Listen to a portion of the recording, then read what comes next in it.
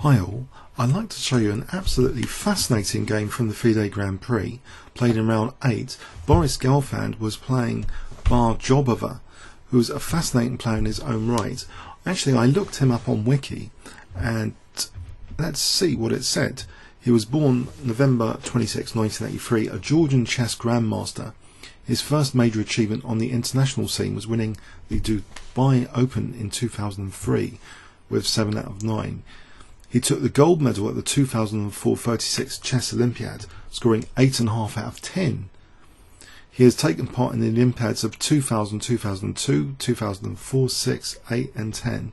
And in the latter, in 2010, he actually defeated the world's #1 Magnus Carlsen in the Georgia against Norway match. And that's, by the way, been video annotated on this channel if you want to find that, Carlsen against Jobava. Very interesting Nc3 game. He also took part in the FIDE World Chess Championship of 2004, but was knocked out in the first round by Ruben Felger. He won the Georgian Chess Championship in 2003 and 2007. And it carries on. There's quite a lot of information on Wiki. Very, very interesting player, 2717. And what's particularly interesting, he's also, by the way, got a younger brother who's an international master, not a bad player as well. So here, what is fascinating about Jobava is his openings. I think his openings are so unusual, we might pick them up as surprise weapons in our own club games. For those of us play, over the board, I think he's a fascinating player to study. So d4, he plays e6, a very well-known idea to play e6, because you're inviting, if you like to play the French defence, you're inviting a French defence. But also you're keeping the possibility for a Nc3 or maybe even a Dutch defence later, because you haven't committed the knight, so you might even play f5 depending on what white does later. Boris Gelfand played c4, and here is the surprise, because usually white is positionally, you could say white is positionally threatening to establish a broad centre of pawns with e4.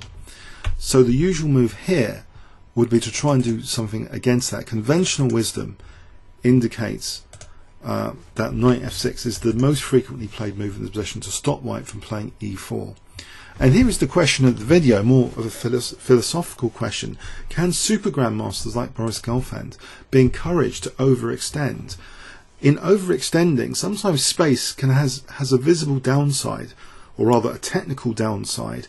Space creates weaknesses. Weaknesses can be relished by pieces. They can revel in weaknesses and open lines that can be created from the opponent's weaknesses.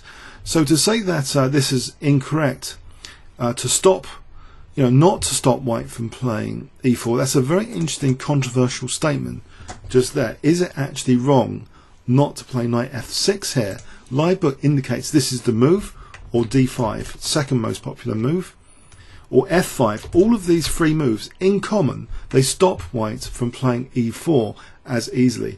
This fourth most popular move exists, and it raises that philosophical question. Black played here b6. A little bit of research. There's actually been videos on this. There's one, it's called the new Kangaroo variation. I actually like kangaroos. I think they're really funny and cute. The Kangaroo variation, devised by GM Tony Miles and played against Karpov and Shirov. I think this is why it might have been also called the English defence. So the English defence, or Owen's defence, it looks like the Owen's defence as well, this idea of the early Queen's Bishop fianchetto, but it's letting white play this key move. So is white being provoked here to grab all this space in the centre? Actually, it's just a little bit more popular as a3 here, not e4, to play a3 to prevent any nuisance checks on b4 by 779 games against 703 for e4. Boris Gelfand, he takes the opportunity to establish this broad front of pawns. This is really a hypermodern understanding game, because the hypermoderns had this idea, let the opponent occupy things, you can destroy them later. Kind of a critical, kind of destructive tone to the game, that you're letting white construct this big centre. And now it's attacked, but it can be defended now. And the most popular way is to play bishop d3. Another method is knight c3, and another one queen c2. But the most popular seems to be bishop d3 by a little bit. And that's played by Boris. And we see this nuisance check. And fascinatingly, Jobava's played this before against Wesley So, who's going to be the new US #1. He's Philippines grandmaster. He played this game against Wesley So. Wesley So played King F1. I played through that game. It's a very interesting game.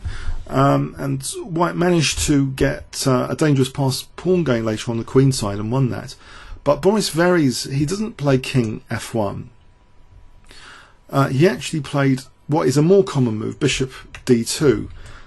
Also common is just Knight C3, but he played Bishop D2. Okay, so what does Black do? Well, Black now took on D2. So we have Knight takes D2.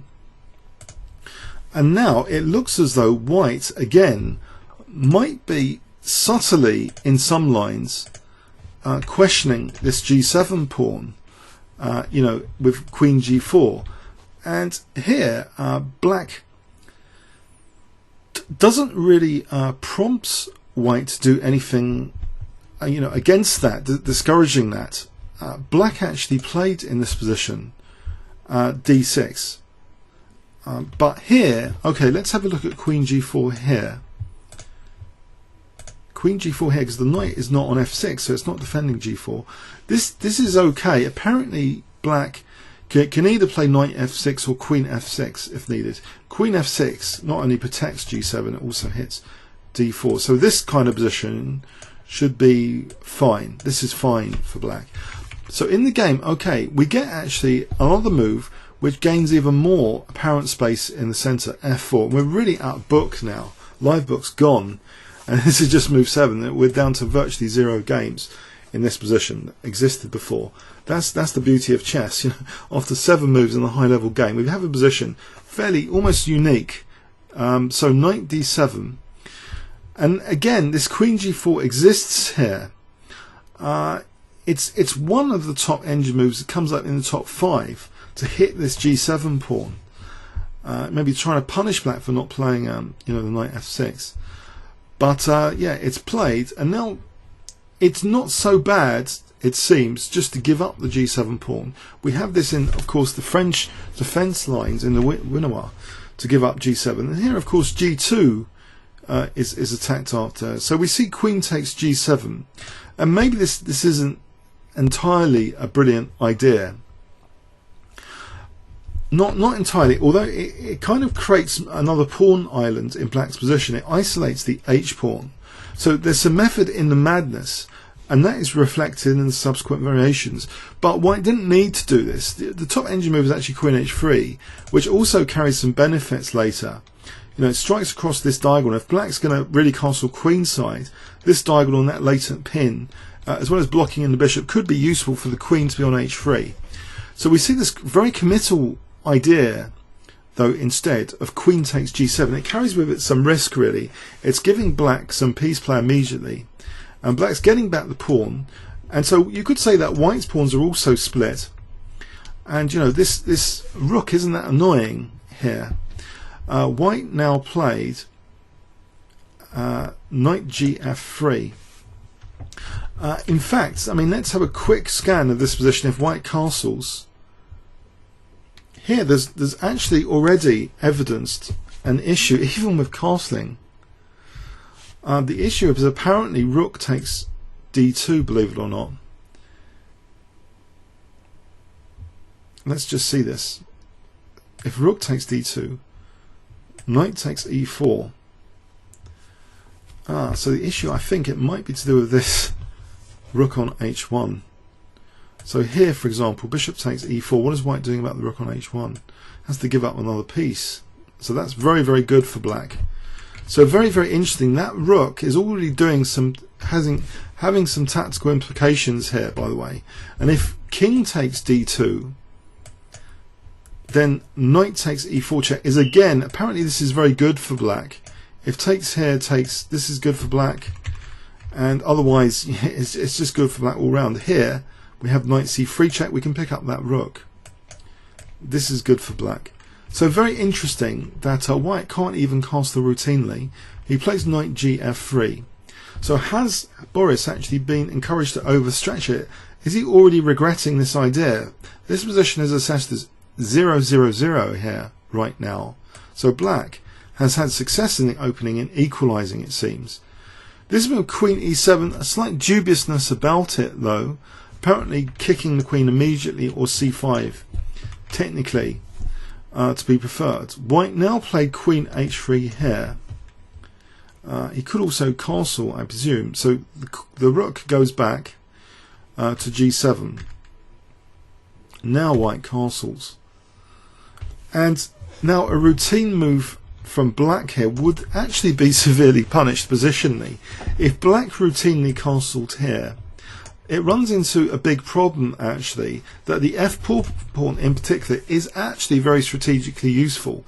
If black castles immediately, then white can challenge this g file, and we see the f4 pawn being the hero because it supports rook g5, and this fragmentation of the pawns is now showing evidence that black cannot play h6. This is an isolated pawn without much support, and if white carries on with rook g1, white's going to get big pressure on this side of the board. So this would actually be quite uncomfortable for black. If you look at this position, what is black actually doing? Say taking here. This is already a significant advantage. Just taking this, and it justifies everything for white. So a very, very good move indeed. Instead of the routine castling, so that would be like a waste of an entire day. If these games are one-day game, it's like wasting an entire day for routinely castling. Instead, no. What seems to be, it's an important question to raise to white, this knight f2 idea, to fork the queen and the two rooks. So white hasn't got time to use that g file. White has to respond to this knight f2. Apparently the most optimal way of responding to knight f2 as a threat here is to play queen g2. So using that pin, so any knight e3 we can just take on g7, thanks very much, and we just material up. So queen g2 seems to be the most optimal thing to do, but the way Boris played it, he let his queen potentially be used as a football to be kicked around with queen g3, because the next move, again, not routinely castling, and it also seems knight e5 would be tempting, by the way. Doesn't work here, it doesn't really do anything. White takes here, but it's the exchange down. Okay, get the exchange back, but white ends up being better here. In this position, apparently, you know, white's okay here. And look at that h pawn. So forget that. But against any h3, etc., what white might be threatening h3 to use the pin. We see this move, which not only is against h3, it's basically knight h5 will hit the queen and f4 from there. So what is Boris doing with his queen? One small inaccuracy, this queen g3, and now he's faced with knight h5. He played knight g5, but just to show this, if h3, then knight h5 is a total pain. What does the queen do here? If it goes back here, this bishop's loose. We can play knight takes f4. We're hitting the bishop and threatening the fork. Total pain. So Boris plays in this position a move which might not be optimal. Again, maybe he should have played this. Apparently he should have played this, because then on knight h5 the queen can drop back here, and it's interesting, just offering f4, very technical exercise now, bishop c2, but it seems white might have a point here for threatening h3. This might not be ideal for black. You know, if castles we just play h3, and it's less than ideal then for black this position. Even though he's got that f4 pawn, white can still now build up on the g file. Maybe this was the way to try and play things, because the rooks are not having such a great time. Yeah, it takes some courage to sacrifice f4 though. So in the game we see this move instead, knight g5. And it just leads to an extremely awkward looking position here. Indeed, extremely awkward from multiple perspectives. One perspective is this bishop diagonal. Another one is, where is this knight going? Is it really going to go to h3?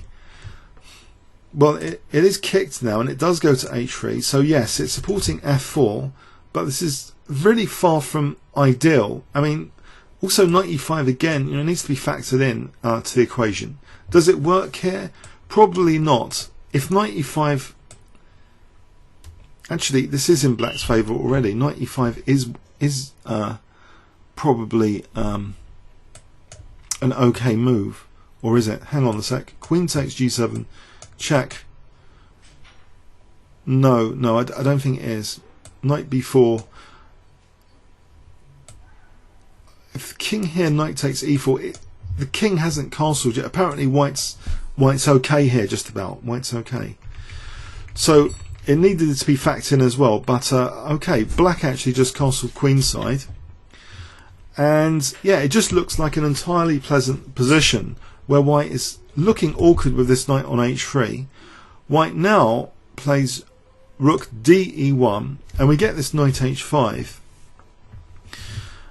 And the queen now goes to f3, which doesn't bode well, because it looks as though f5 later is going to really hurt white across the diagonal. Now Jobava plays a very, very interesting move indeed, again keeping a lot of tactical pressure. He could play f5, and it looks as though that's going to be nice for black. He keeps it in reserve by playing queen h4, which looks at that rook on e1 and is actually saying, I might be playing knight takes h2 later, because if rook takes, then queen takes. So for example, king b1, we can play knight takes h2. Look at that. So if queen e2, we can actually carry on nastily with rook g3 here. Doesn't matter about h2 dropping off.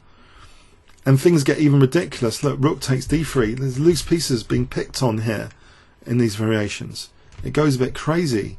If knight g1, the rook's loose, queen takes f4, it gets a bit crazy. What can white take here without losing a piece? If he takes here, he loses d2.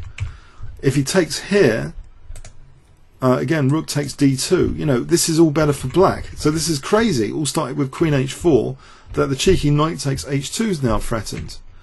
So white addresses that, it seems, with rook e2. Fine. And now we see a calm move, keeping things in reserve. f5, it seems perfectly playable, but keeping things in reserve. Now, maybe away from this diagonal, the king steps away from the bishop, goes on to a dark square, just waiting around with king b8. It makes f5 subtly more effective, I guess, in variations. The king's very, very snug over here. And white can't easily really do anything about this imminent f5. If he tries to shut down the bishop, well, in the game he played bishop c2, but let's as an example try and shut down the bishop. Then actually black can react just with f5, it seems. So if takes here, it doesn't help. This is a very, very nasty pin. This is just a very sensitive diagonal, and rook e8 is going to help build up the pressure. White's very, very awkwardly placed. What does white actually do here without incurring a massive disadvantage? Black's got this on the cards to just intensify pressure, and then after that, maybe moving a knight back to put even more pressure on e4. So yeah, Boris wasn't tempted, particularly with d5. It seems it can just be ignored with this. Also, another tactical point here, black can even consider knight takes f4. So if queen takes f4, we've got this loose piece, and if knight takes f4, we've got, I think, this loose piece. So we're hitting the queen. The queen tries to protect, but now we've got queen takes f4, so we use this tactic. There's loose pieces in so many variations in this game, which is evidence that white is actually overstretched tactically. That's often the symptom of being overstretched. So bishop c2 was played. Note that it slightly weakens this diagonal, which could be useful for bishop a6 later. Black now finally plays f5. Looks totally a beautiful position for black. Horrendous pressure on this side of the board. Ridiculous looking knight. Ridiculous looking generally. But yeah, it needs to be proved concretely that white has, these issues could translate into something really bad. So what happens in the game? Well, white now plays queen f1. Again, if he tries to blot out the bishop, Now black could actually, he doesn't want to do this strategically. This would be equalizing for white, or even better for white. No, that's not the idea. You keep the pressure to crumble the center in hypermodern style. A move like f takes e4, or just well, knight gf6 here. So to threaten this, and then to take here to crumble white center basically. That's the way to do it. So anyway, we see queen f1, and the knight does put pressure now on this center. Horrendous pressure.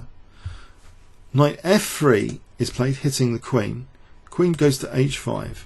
So now f takes e4 is clearly on the cards.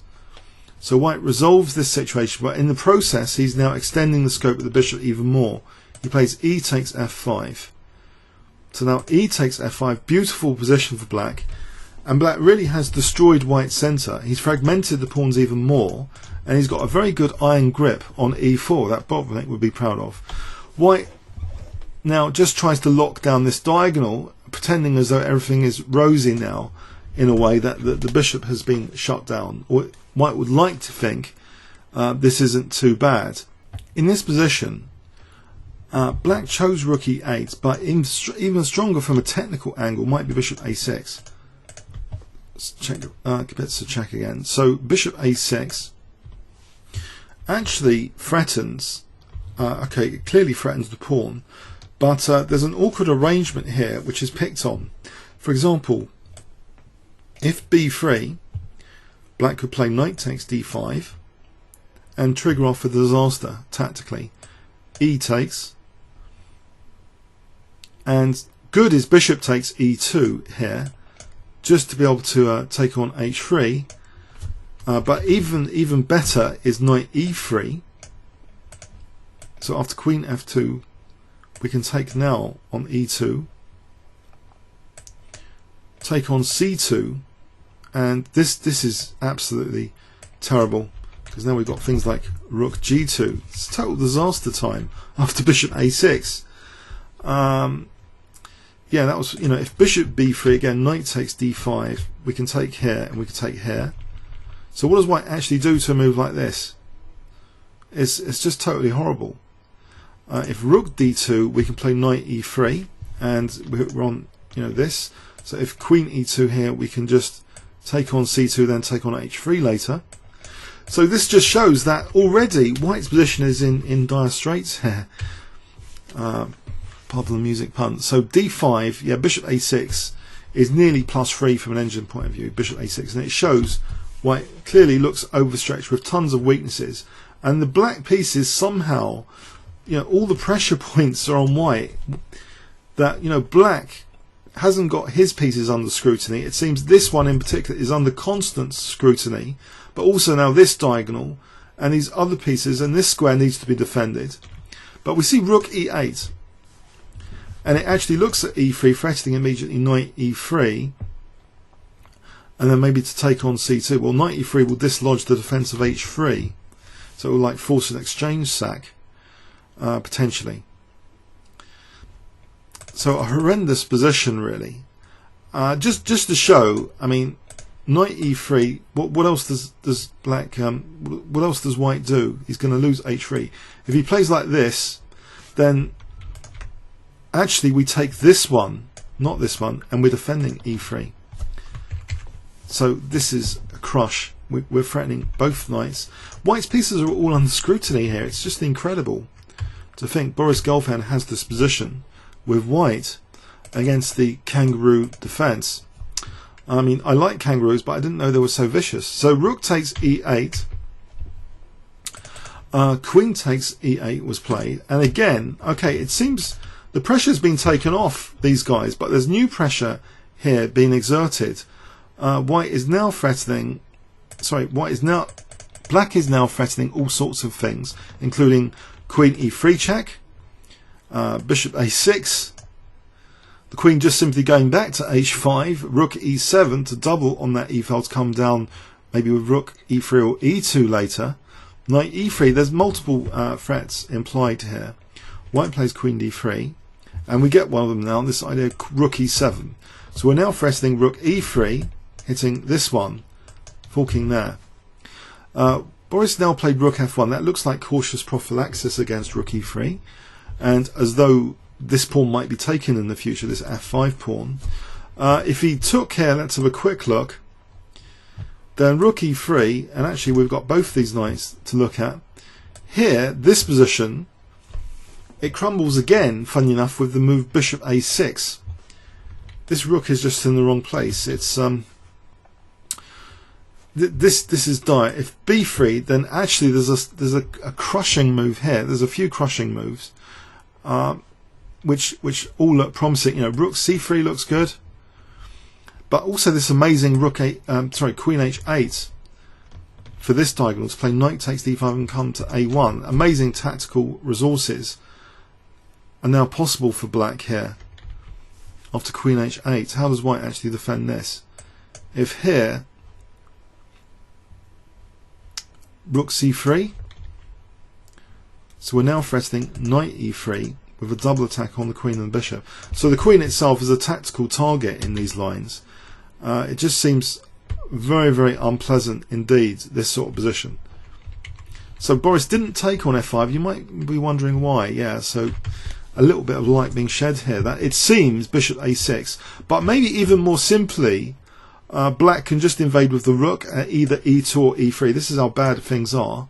Yeah, this is more likely that you've just fought rook e2, because now black is threatening queen e3 check. So how on earth is this defended against? If queen d3 here, then rook e3, and the queen's being kicked around, we have this position where bishop a6 is nasty, threatening all sorts of things, like here and then taking here, or knight takes d5. White's position is just a wreck. These knights are just ridiculous as targets. This diagonal is ridiculous. This rook is pathetic. This bishop isn't even attacking anything. It's a totally ideal. Look at all of black's pieces compared to all of white's pieces. It's ridiculous. But the proof needs to be in the pudding, though. Don't get too overexcited by these amazing positions. That's one thing I've learned recently. Got to keep your playful monkey looking at variations. Technically, candidate moves. Well, I'm going to start calling the playful monkey. It needs to be kicking around here, even if it looks horrific. But yeah, it seems queen takes f5 is just terrible. Either the rook invasions, or even bishop a6, or even b5, just crumbling white centre hypermodern style. This is a total disaster. We can even crush the centre. Look at this, very nice. But this skewer time, queen d3, rook e3. Thanks very much. Starts to look absolutely horrendous. So very, very simple moves after queen takes f5 would just smash whites up, let alone the more complex ones. But okay, so we see, so this rook e7, so queen takes f5, yeah, seems to be asking for it. So instead now we see rook f1. The game continuation is not brilliant though. Knight e3, the rook moves, and now we see that black could actually just take on c2 if he wanted, and then rook e3. This is good enough for a great advantage. He didn't do this. He played bishop a6. But let's have a quick look at how good black's position is here. Just rook e3. If takes here, then forget taking the knight. Even better is rook e1 here. It's a mate in 2. Here, checkmate. Thanks very much. Or taking queen takes e1, mate. So yeah, that's not particularly hot. So even knight takes c2 seems absolutely crushing by this stage. This is move 28. But bishop a6, another very, very strong move, keeping lots of possibilities going. But primarily now bishop takes c4. Now if white plays b3, he played actually bishop b3 in the game. If he plays b3, then black has various ideas. He can just take this using the pin. If queen takes here, pardon me, that's not possible. The knight's actually holding f5. Nope, forget that. This is diabolical actually. That's protected for the moment, but black might be actually threatening knight b4 here, looking at c2. So this is unpleasant. This is highly unpleasant, this position. If a3, knight f6, we're still threatening things like taking here and rook e3. So okay, it's after this bishop a6 we see bishop b3, and now we see just knight e takes d5. Knight f takes d5 was also possible, by the way, but knight e takes d5 is also very strong. So this is what was played. It means actually the rook is free to use the e3 square, so rook e3 coming next. Very difficult position. It's nearly +5 for black. White played queen takes f5, and here this rook e1 check would be ever so strong if there wasn't a bishop d1 resource. And what do we know about that? Wouldn't it be amazing if there was no bishop d1 resource to rook e1 check? Because wouldn't it be a total disaster if the king was forced to c2? Because then we get this nice check on e3, winning the queen quite beautifully. Wouldn't it be so fantastic if there was no bishop d1 resource? So we can prototype a variation here with rook e1 check and think, oh, that's a shame, there's bishop d1. But then throw away our prototype and say, hold on a sec, version 2, we won't have the bishop coming to d1. So what would you play here if I gave you 5 seconds to pause the video? Black to play. You want to remove the bishop d1 resource. So 5 seconds starting from now.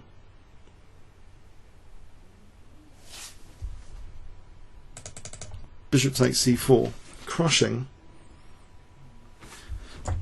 So let's see, white resigned. If bishop takes, then yes, we get this check here, and if takes, we play the check, the king goes here, and we've got this knight e3 check.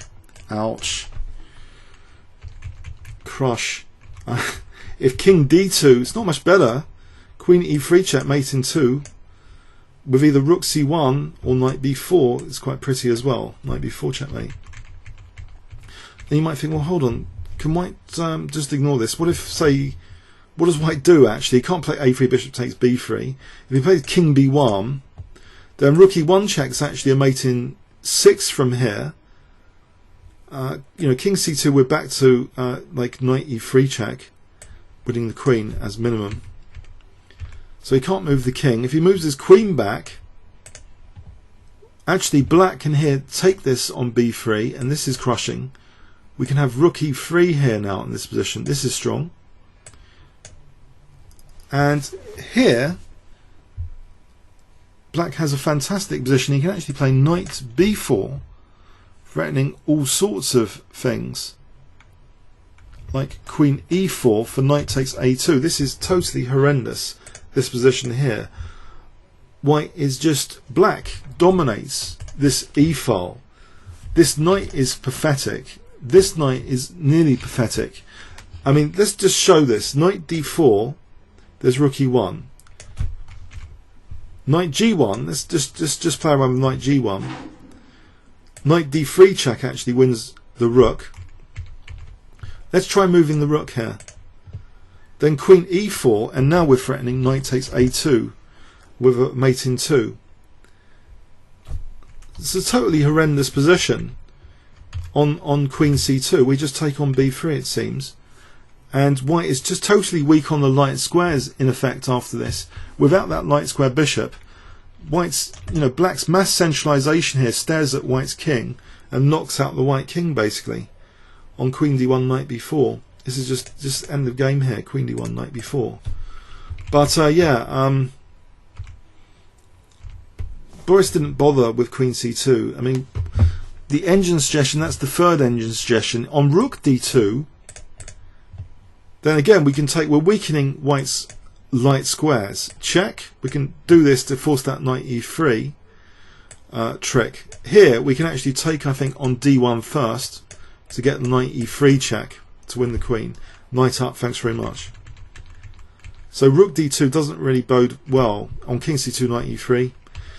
So if that's a great move, that's not good. If bishop d1, let's try bishop d1.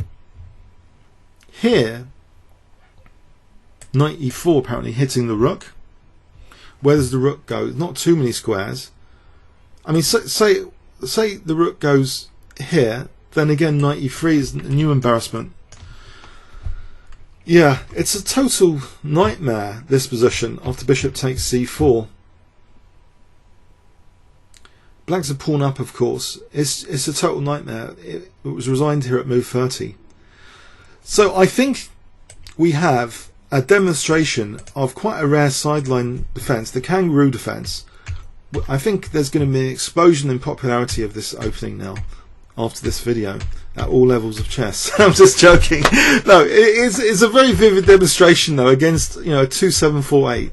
If a 2-7-4-8 can be provoked like this to overextend, you know, then maybe we can also get our opponents to overextend like this. So yeah, what an amazing game. And Jobava, with this win, is in joint first place in the tournament. So fantastic tournament for him. Sometimes he has these tournaments where he does these opening experiments and they backfire and he loses horribly. But everything's been going right for him in this particular tournament. And you know, when he wins in such style, it seems. So wonderful stuff. I hope you'll agree. Yeah, comments or questions on YouTube. Thanks very much.